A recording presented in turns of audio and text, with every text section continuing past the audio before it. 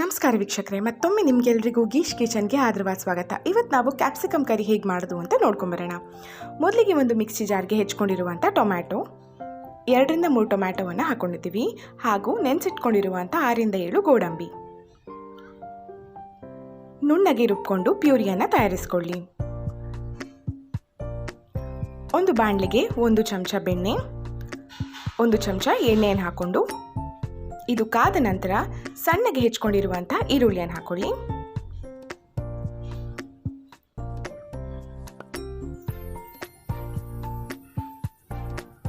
ಒಂದು ಚಿಟಿಕೆ ಉಪ್ಪು.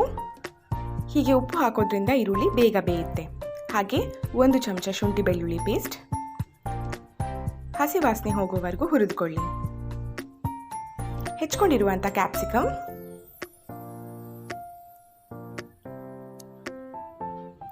ಬೇಯಲು ಬಿಡಿ. ಕ್ಯಾಪ್ಸಿಕಮ್ ಬೇಯೋವರೆಗೂ ಬೇಯಿಸ್ಕೋಬೇಕು. ನಂತರ ಇದಕ್ಕೆ 1 ಚಮಚ ಚಿಲ್ಲಿ ಪೌಡರ್, ಹಸಿಮೆಣಸಿನ ಪುಡಿ.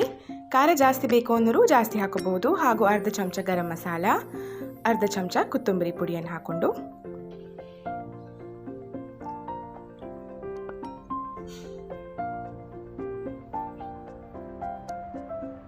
ರುಚಿಗೆ ತಕ್ಕಷ್ಟು ಉಪ್ಪು,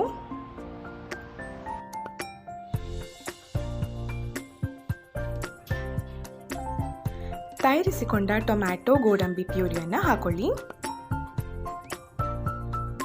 ಚೆನ್ನಾಗಿ ಮಿಶ್ರಣ ಮಾಡಿಕೊಂಡು ಸ್ವಲ್ಪ ಹೊತ್ತು ಬೇಯಿಸ್ಕೊಳ್ಳಿ.